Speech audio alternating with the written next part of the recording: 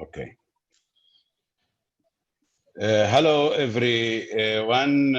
Good morning, good afternoon, based on your time zone. I am Oraib Al-Rantawi, founder and director of the Al-Quds Center for Political Studies in Amman, commentator, a columnist on Middle Eastern issues for more than 25 years now. I'm pleased to welcome you all for today's event organized by Middle East Institute under the title Jordan in 2020, Protest and Pandemic. The year 2020 will be remembered by the Jordanian as a year marked by successive waves of challenging developments and bad news in general. It started January by the unveil of the what's so-called the deal of the century, the Donald Trump peace plan for the Middle East.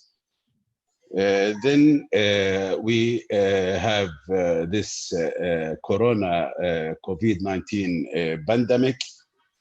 Later on, we are challenged by the Israeli plans for annexation of a large part of the West Bank. All these developments led to create a serious protest and demonstrations in the country, especially against the deal of the century and the annexation plan.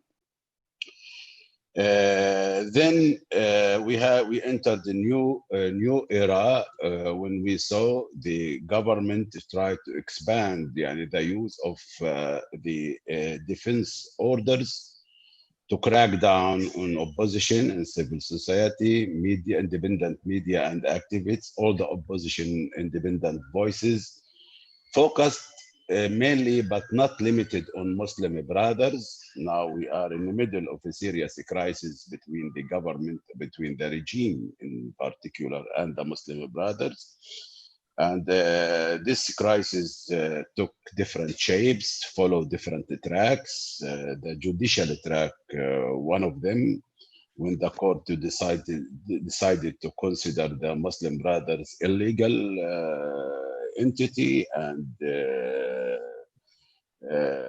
later on we have this crackdown on the teachers, school teacher syndicates, considering them being kidnapped by the Muslim brothers. And what we saw, especially in the last week, is something really going beyond what we saw during the demonstration in the year 2018 against Hani Mulki government. What we saw in the last few days in different cities, from Amman to Karak to Jarash to Tafila to Irbid, it is really big demonstrations with serious clashes even with the police forces in this area. In the last few months, the government took two stands that help to bridge the gap with the public opinion. A success story dealing with the pandemic. The swift reaction by the government was very much welcomed in the beginning. Before that, the strongest stance against the deal of the century and the annexation plan of large parts of West Bank by the Israelis.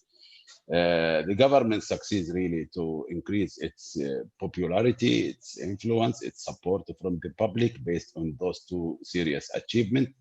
But later on, we saw that the government approach to contain the socio-economic consequence of the pandemic, it created serious troubles for the government.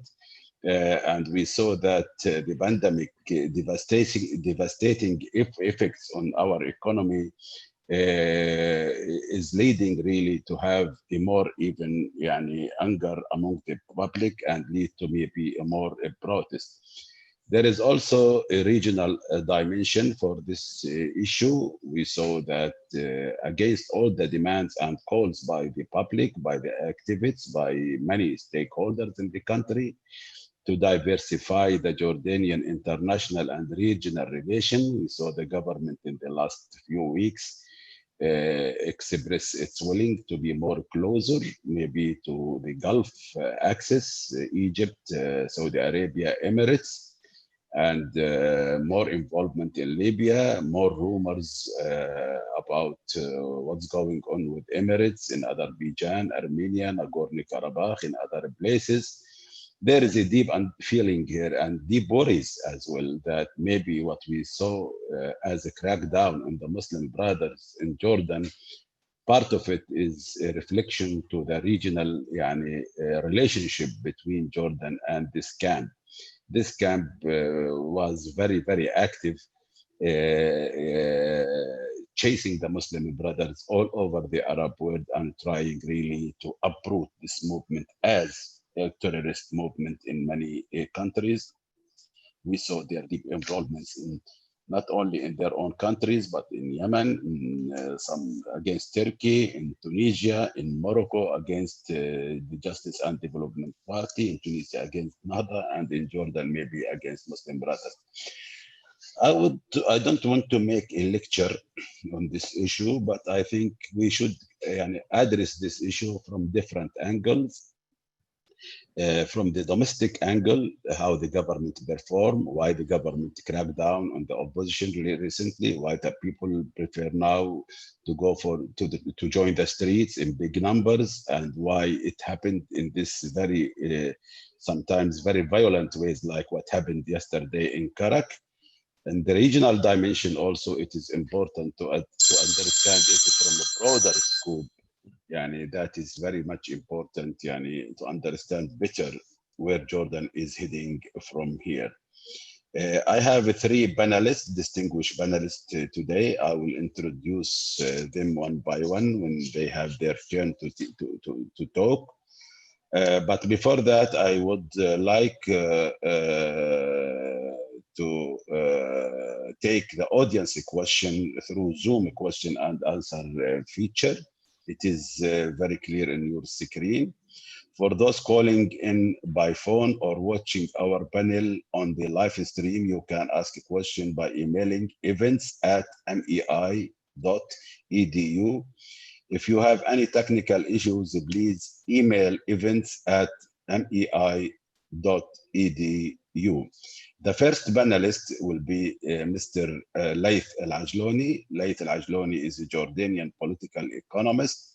Laith's research focuses on Jordanian fiscal policy, socioeconomics, state business relation, and the labor market. From my personal experience, he also a good trainer because he gave some training to young activists with Al-Quds Center, I think 2 years ago, Laith. Please, you have 5 minutes to address the issue. The floor is yours.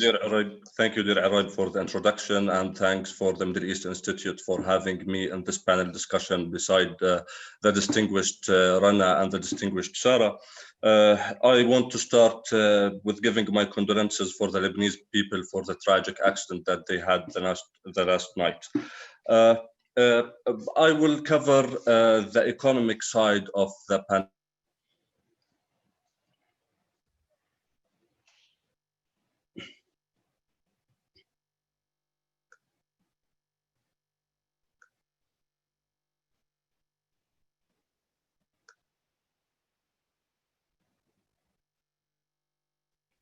Hello?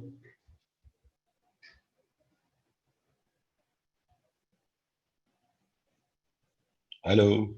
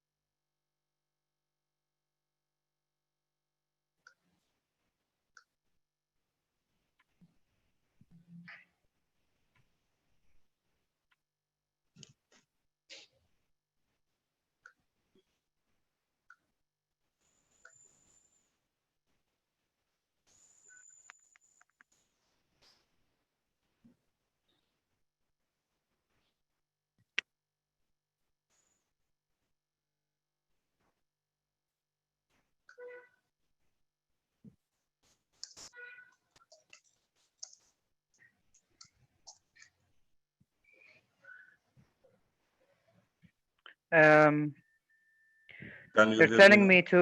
They're telling me to start. To. I'm back with you. I don't حي know رجال. what went wrong. I think you have a problem with your mic. Uh, I had an issue with my Wi-Fi, but I fixed it. I'm so sorry for that. Okay, I think it's my problem, يعني. But okay, please summarize your Okay. presentation, please. Okay. I will start. I will cover the economic side of the crisis. Actually, the Yes. Jordanian. Okay. Actually, the Jordanian economy was facing many challenges during the last 10 years. And obviously, the economic situation over the last 10 years was deteriorating. What the pandemic did is that it accelerated the deterioration of the economic situation in Jordan. And it increased the severity of the challenges that the Jordanian economy is facing now. Uh, First of all, to assess the situation and to put the pandemic in the Jordanian economic context, we have to account for the several external shocks that was hitting the Jordanian economy very strongly over the last 2 decades, starting with the war in Iraq and the global financial crisis, and not to ending with the regional turbulence in the aftermath of the Arab Spring. All these shocks were combined with several internal issues, mainly poor policy design and implementation, poor governance, and low quality of democracy. All of these factors led to a complicated socio-economic situation in Jordan and a financial situation for the government. For example, by the end of 2019, the overall unemployment rate in Jordan reached around 19%. Unemployment among youth was around 40%. Now, the pandemic deepened this existing socio-economic crisis. And fiscally, the Jordanian economy, the budget deficit in Jordan in 2019 was around 4.5%, and the public debt reached over 99% of the GDP. Now, with the pandemic coming, and despite all the measures taken by the Central Bank of Jordan and the government of Jordan that aimed to reduce the pandemic impact on Jordan, the impact is still severe. We can't assess very accurately how severe the impact because we don't know how long the pandemic will last with us, and we still lack some data at this time of year. However, Jordan, we can say that Jordan was impacted very negatively on the fiscal side because Jordan has already some issues with its public finances. And the government had no choice during the pandemic Yes. but to go for borrowing. And from March to 2020 until now, the government has borrowed more than 3 billion US dollars. It borrowed around 1.8 billion US dollars from the international markets, 500 million US dollars from the local market, beside other loans from the World Bank and financial facilities from the IMF. Also, and that is expected to increase the public debt to GDP ratio to over 110% by the end of this year. Also, the pandemic has complicated and increased the costs of doing business in Jordan, which will lead to increased unemployment that is expected to reach around 25% by the end of this year. Now, what does that mean for politics in Jordan? High public debt means a heavier weight on the government shoulders. That will lead for more rigidity in the public expenditure for the government because the government is already suffering with its high bill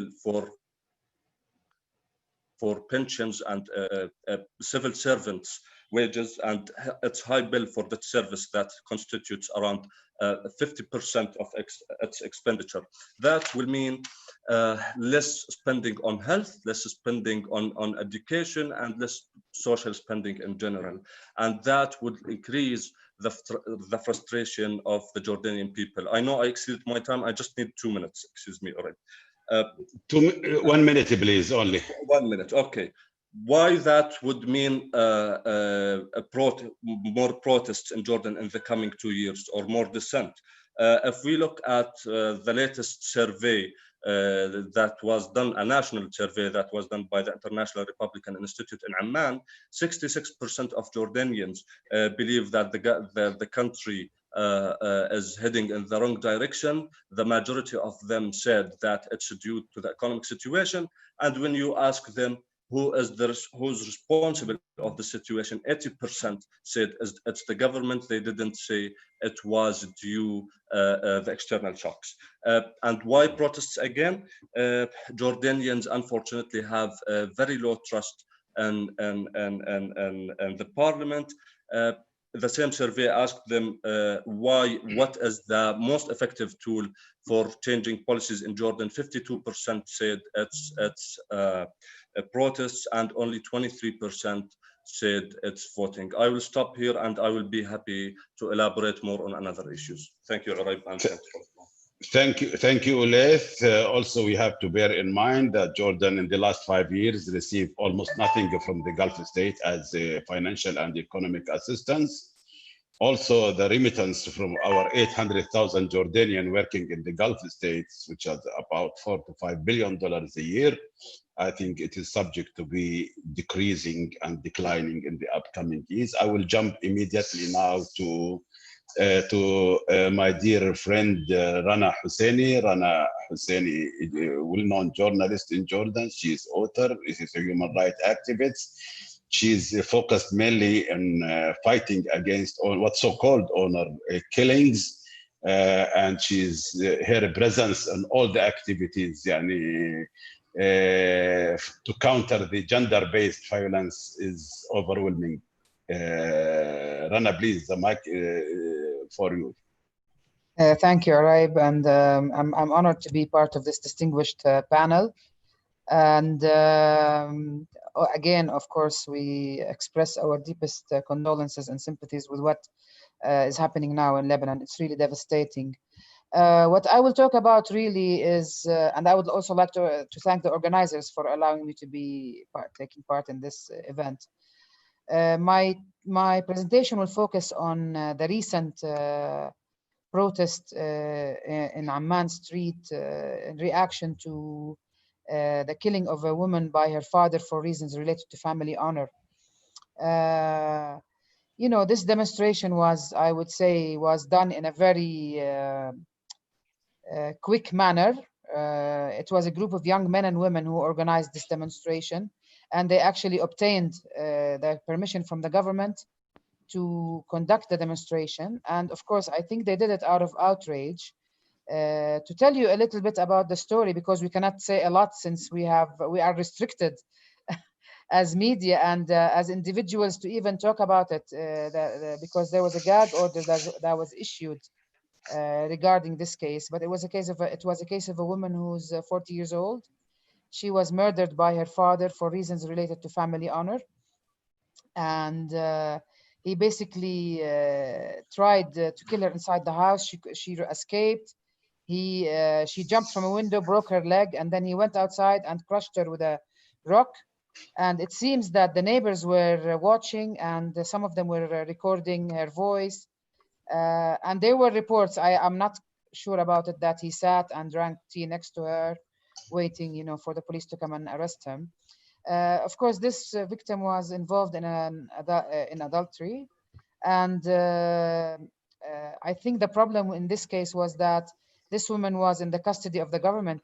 Supposedly, they were supposed to protect her, and they released her to her family. And her situation, her case is known to be like a dangerous case. She shouldn't have been released. And the fact that now with the social media, there is a change in how people perceive things. So anything can just fly in a matter of seconds. So the video was circulated, the idea that her father sat and drank tea, you know, all these together prompted like a group of young men and women who are under 20, who called for a protest via social media. And it was really interesting because the outcome was good. I mean, it was like, I think there was maybe 1,000 or less. And this is something big, you know. And I was telling my colleagues who were with me, I said this is a warning sign for the government, because this shows that people just can use social media and just take off to the street. Now there was two problems with this activity. Of course, for me it was great for people to go out and express themselves, especially when the issue is related to women and violence against women. I always believe that any activity that is done in Jordan or elsewhere in the world is very important when it comes to raising awareness about violence against women or calling for justices for women. One of the problems was that they didn't consult with anyone. They just went on their own. They had their own slogans, and they called for amending some laws that were already amended, actually. So that was a problem because people were saying, oh, look, they are calling for laws that were already changed. But again, I would say this is very important as a public event.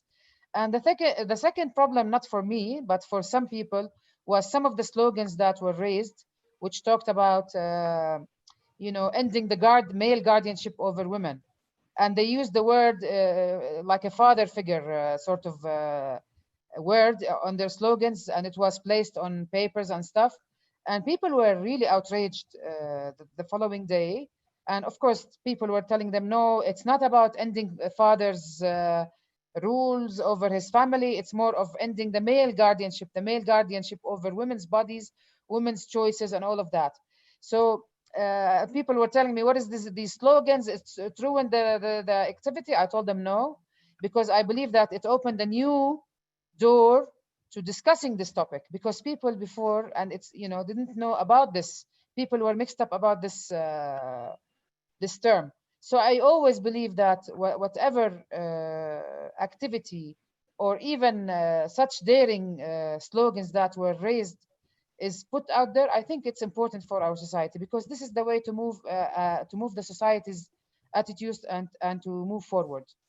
And I will stop here. And if there's anything more, later we can discuss it. Unless you want me to discuss any other aspect, let me know, please. We will come back to you, Rana. Thank you for your enlightening presentation. I think the mic now should be turned to Sarah. Sarah will tackle several issues concerning the legal framework as well, beside other issues related to the teacher syndicate, as far as I know. Sarah, the microphone is yours, please. Thank you. Thank you very much. What I'll try to do is actually address how the legislative framework has contributed to restrictions on freedom of speech and freedom of assembly in the context of the pandemic in Jordan. And I argue in my remarks that what's happened since the COVID-19 pandemic started has been an increase in restrictions on freedoms of speech and assembly. But it's sort of exacerbated a trend that has existed in Jordan far before the pandemic. What the pandemic has done is essentially given this sort of public health cover to Jordanian authorities to enable them to crack down in a much harsher manner on basically dissent and opposition. I'll start by addressing the legislative framework, then I'll go into the practices of the government, and finally I'll end with a brief overview of what I think is actually one of the most dramatic examples of this crackdown with the closure of the teachers syndicate. Since March 17th, Jordan has been under a state of emergency. The state of emergency is under the Defense Law of number 13 of 1992, which grants the Prime Minister sweeping powers, including powers to curtail basic rights. While Prime Minister Omar Razaz had pledged to carry out the emergency powers to narrowest extent, what we've seen in the following months is that the Jordanian authorities have actually used the defense law to crack down on, as I said, freedom of speech, on any form of dissent, including very sort of faint types of dissent, including insulting the Queen, insulting the King, etc., as well as a crackdown on independent unions, which we've seen with the teachers syndicate. They've been able to do this really through one major decree, and that's decree number 8, which was issued under the defense law on April 15th. And this decree states, and I'll read this, It prohibits publishing, republishing, or circulating any news about the epidemic in order to terrify people or cause panic among them via media, telephone, or social media. And the order specifies penalties of up to 3 years in prison and a fine of 3,000 Jordanian dinars, which is equal to around $4,000, give or take. And as you can tell from the formulation of the way that this law is formulated, it is very, very, very broad. And it has been used in the last 3 months to conduct several arrests, not just of activists, but also of normal individuals posting certain rumors on social media, but also a prominent independent private media outlet, Ru'ya, where they had actually arrested the owner and the news manager over claims over the publication of a video where day laborers complained of the economic consequences of COVID-19. So you can see how in these two examples, the Jordanian authorities have used these laws and even gone beyond these laws to really implement a very harsh crackdown against people who are simply complaining of the harsh economic consequences of COVID-19. And sort of just a note on Jordan's legal obligations here. Jordan's international legal obligations actually under the ICCPR, freedom of assembly and freedom of speech are protected. This is something that Jordan as a country has signed up to, and it's something that they can derogate from only in specific restricted circumstances. And each derogation has to have an explanation that's proportional to the measure that's being introduced. And unfortunately, thus far, we haven't really seen any kind of proportional explanation or proportional implementation of lawful derogations, which means that the Jordanian government has actually exceeded its authority in this regard. And nowhere have we seen this really more clearly than with the closure of the teachers' union. Very briefly on the teachers' union, on July 25th, the Jordanian authorities closed the teachers' union and arrested 13 of its members. It did this in apparent violation of Jordanian law because the closure of such a union can only be done through judicial order, and we hadn't seen a judicial order when the closure was conducted. Following that, there were a number of protests by teachers, and the Jordanian authorities responded with an intimidating show of power and a number of arrests. I think the reported number thus far is 60. The sort of a couple of points on this to sort of contextualize this.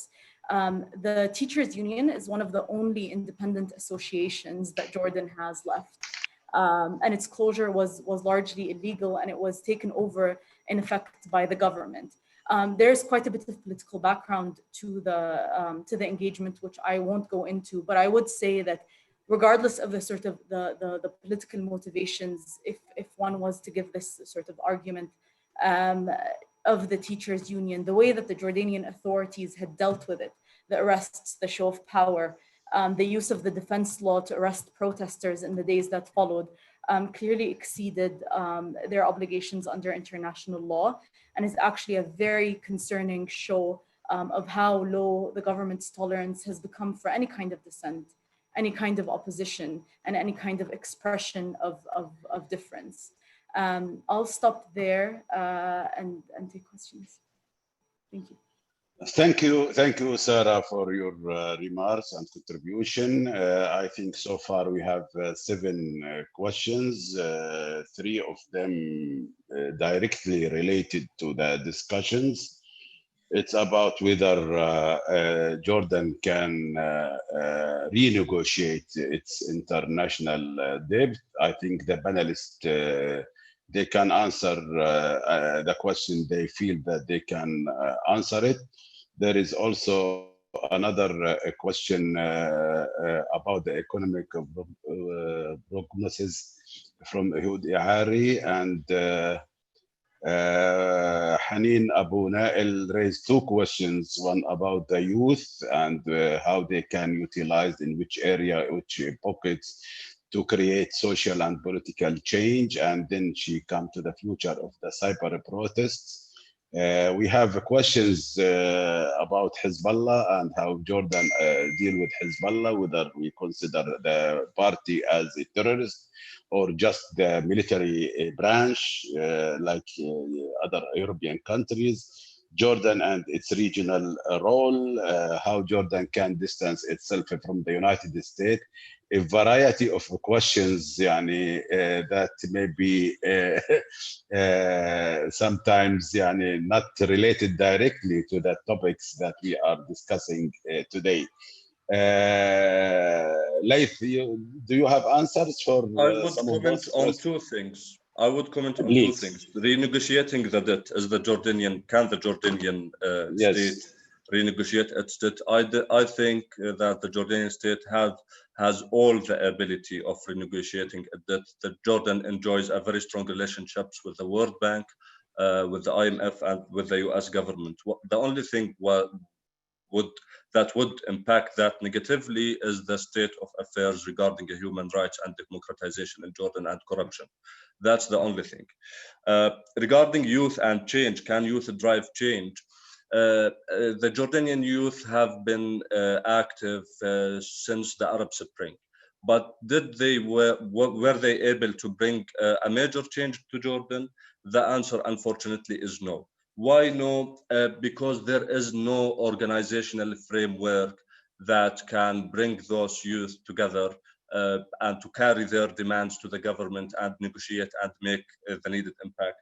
The another thing, Jordan suffers from a problem regarding collective activism and collective work, where, for example, if we look at the Arab Barometer survey, we will find that interpersonal trust in Jordan, the people between each other, is 10%. Only 10% of Jordanians trust each other, which is worth looking at. So that's my take on those 2 points, and I will leave it for my colleagues.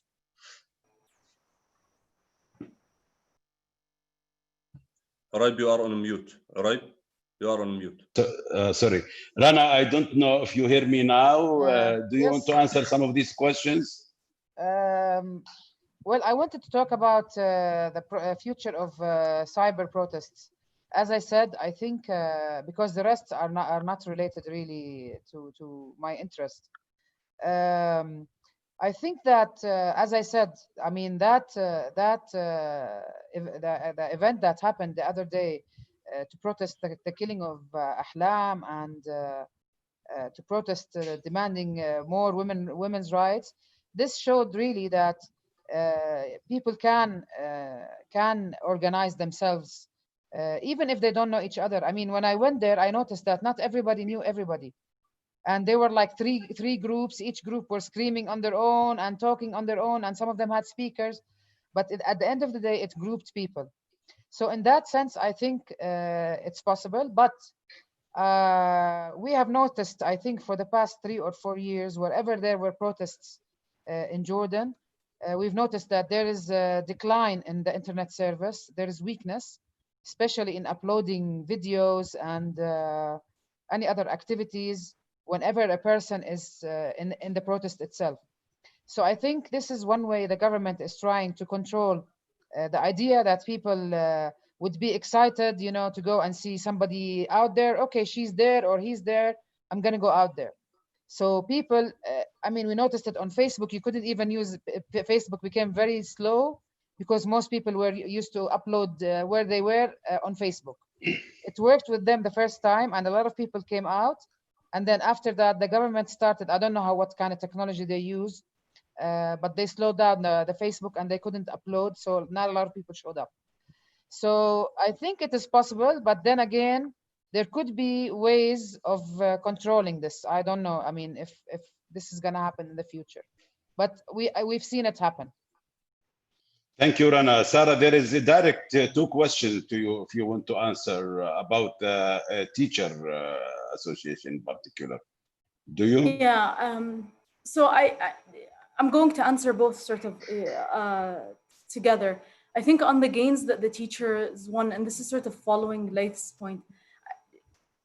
As an observer, what we saw the teachers gain in the protests last year is a model of successful collective action bargaining with Jordanian authorities. And it's something that it's rare to see where there is no specific sort of channel for discussion with Jordanian authorities. So for us to see the crackdown that's happening right now against them, and the gag orders, and the clear government overreach, is really a loss, not just for the teacher syndicate on its own, but really for what's left of the diverse political life in Jordan, and the ability to really to negotiate. So I do think, I think that this is a sort of a major loss that we're witnessing for Jordan as a country that respects the rule of law, if you will. And I think that this is why this should be concerning for us.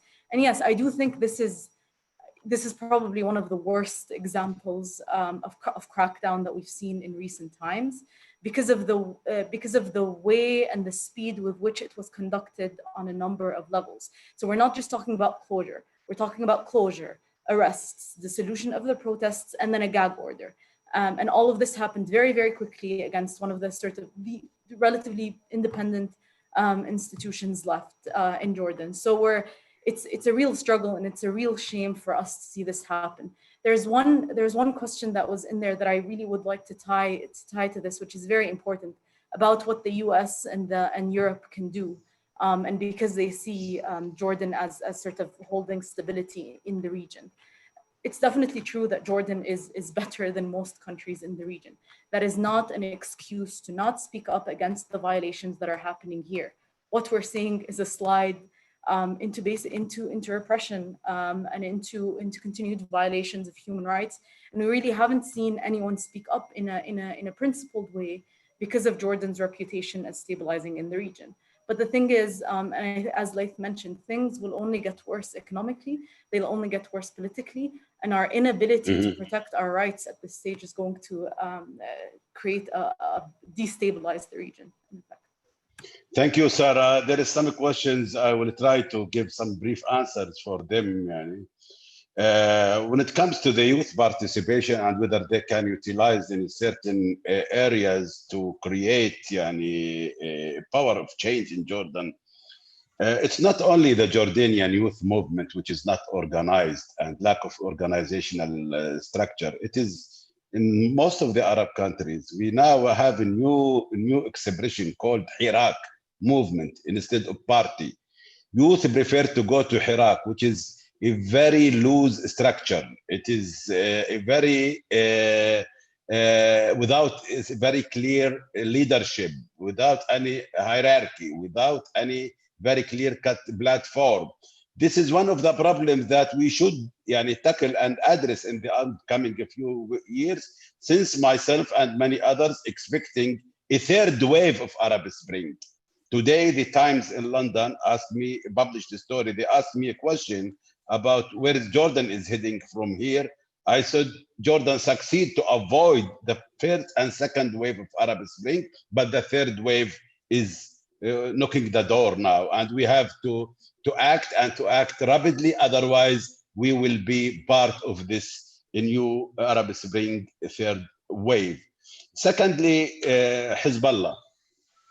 When Hezbollah fight Israel in the year 2006, his popularity in Jordan was more than 70–80% among the public. That was the polls and the surveys suggested at that time. But when Hezbollah involved in the domestic politics in Lebanon, in Syria crisis, in Iraq, in other places, it's dropped down to less than 20% now. Officially, it's not considered a terrorist group, but Jordan has no direct relationship with Hezbollah, whether the political branch or the military branch as well. Jordan and its regional role. Jordan has no regional agenda. Jordan prefers to be part of some axis regional agenda. Now we try to, there was a time in the last 2 years, we try to be more balanced between the different conflicting axes in the region. But recently we saw Jordan try to restore its relationship with Saudi Arabia, Emirates, and Egypt. And this is an alarming in the domestic dimension, as I mentioned, the crackdown on the Muslim brothers in particular, or it is adventure that we are not in a very bad need for it. Who's interested now to involve in Libya? What's our interest in Libya as Jordan or in any other place or in Yemen? It's not our war. Therefore, we have a lot of issues to deal with rather than to go. But sometimes you have to pay the price of being very close ally to the Saudis or to the Emiratis, or sometimes for the Americans. US and EU, it is an old story, and it's not new. For the last 2, 3 years, 4 years maybe, none of them even interested of those officials in these countries about democracy and the human rights in the whole MENA region, not only in Jordan. Who cares about the human rights and democracy in this part of the world? Donald Trump? There is a question from William Christo asking if Jordan is encouraged by Trump crackdown in the demonstrations and the protests in the United States to do the same in Jordan. This is the kind of the leadership of the world leadership that we have. All the dictators in the region are feeling relief those days. There is no pressure of any kind to promote democracy or human rights in this part of the world. You go to Brussels, spend 5 days talking with all the institutions there, dealing with the MENA region. Nobody asks you about human rights and democracy. They ask about security, about stability, about the refugees, about integration, about identity. This is the new agenda for the international community, and the reformers and the Democrats in this part of the world were left alone. This is a very sad news. Jordan and US is not Trump administration only. Jordan have many friends in the administration, in what's so-called the deep state in the United States, in the Congress, in the two parties. There is no plans to turn our back to United States. It's a must to have a good relation with the United States. It's not a luxury. But what we call for, and many, is to diversify our international and regional relationship, because sometimes being very much close to the United States costs you more than to maintain a distance from their strategies in the region. This is in a brief. I hope I succeed to give at least some heads to some answers of these questions. There is, it seems that there is another 4 questions raised as well. Any of the panelists want to answer any of those questions? Right, I would comment on some things. There is a question regarding the Jordanian people sentiment toward Hezbollah and so on and so forth. The Jordanian people sentiment toward Hezbollah and Hamas decreased very much in the last period. And I think they are not as interested as they was in the Palestinian-Israeli conflict, because they are more interested about their domestic issues.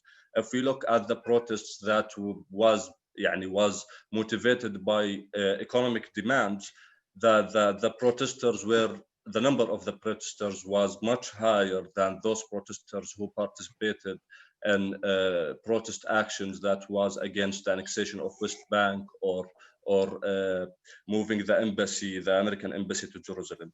Regarding annexation and stability, someone is asking, would Jordan be the regional stabilizer if annexation happens? Yes, it will be, because if Jordan is not stable, then Jordan is dealing with Palestinian refugees, Syrian refugees, Iraqi refugees. Jordan is an important force in the region and organizing counterterrorism work and protecting the region from Iran. Regarding the elections, I believe that the next elections will bring more populist figures to the parliament. It will bring more seats for the Muslim Brotherhood, as they will capitalize on the teachers' issue this time. But still, the Muslim Brotherhood seats might be limited because of the way that the government intervened in the elections and the way that the elections law is designed in Jordan. Regarding Salafi, regarding the last point, there is a question regarding Salafi and jihadi groups hijacking youth movements. I think that wouldn't happen. The Jordanian society is so diverse, and Jordanians, most of them are let's say, open-minded Muslims, and they are not terrorists or jihadists, and it couldn't be hijacked by those groups. And thank you. Usually, jihadists and Salafis do not care about these demands and these protests, and they are busy doing something else. They are there, they have their influence in certain areas, in certain segments of our society, but this is not part of their tools to mobilize the public, or they don't care about the teacher union or about elections or about all these things at large. But yes, I think there is a deep understanding among the Jordanian that their socio-economic austerity is a result of the corruption and the policies adopted by the successive governments, not only this one.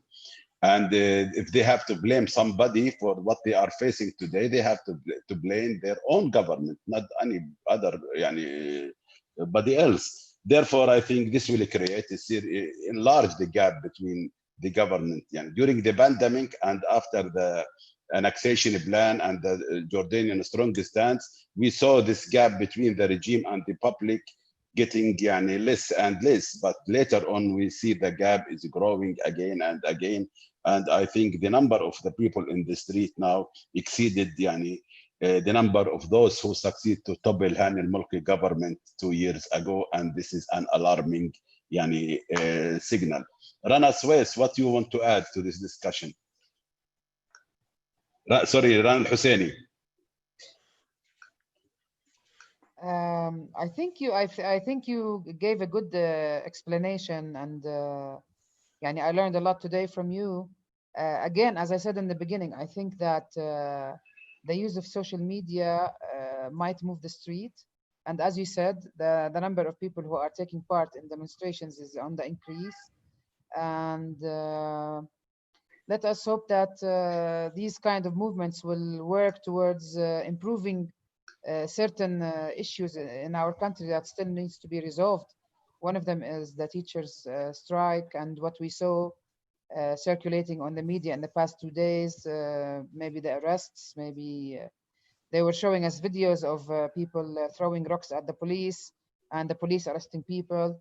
So I mean, let us hope that these movements will work towards changing things to the better, and especially when it comes to women's issues, which is what I've been fighting for a long time. Sarah, is there anything to add to this discussion? Sarah Kayali? Yeah, I just I had one final remark. I agree with Rana. I'm hopeful that these movements will sort of help create avenues for negotiation that we haven't really had before, or for collective action. But I think, from just looking around the region, right, comparatively, looking at Lebanon, looking at Syria, looking at Libya, the government is much better placed to address the core underlying policies that lead people to the streets than other governments in the region. Instead of putting band-aids and cracking down on people trying to express themselves, they should really sort of focus their efforts on that. Because as we've seen, again, and I think Lebanon unfortunately provides an example of this, is you can't put band-aids on this. If the system is not repaired, it will break, and it will break irreparably. And then we'll all be dealing with the consequences of it for decades to come. So I'll stop there with that. There is a question about what's going on those days, the crackdown on opposition groups, independent voices, Teacher League, Muslim Brothers, even the leftist party, by the way. It's not only the Muslim Brothers. For one post in the Facebook, the Secretary General of the leftist party, Dr. Saeed Diab, was arrested. This is too much. I wrote this sentence in my articles, which is published in state-owned newspaper many times in the past, and nobody even comment on it. This is a new atmosphere. The question, is it a healthy atmosphere? 100 days or less before the election, to have all this tension, to have more than 80 teachers being arrested? How come people will go to the ballot box and vote and cast their votes there and elect their people. I think that the upcoming parliament will be almost more of the same thing.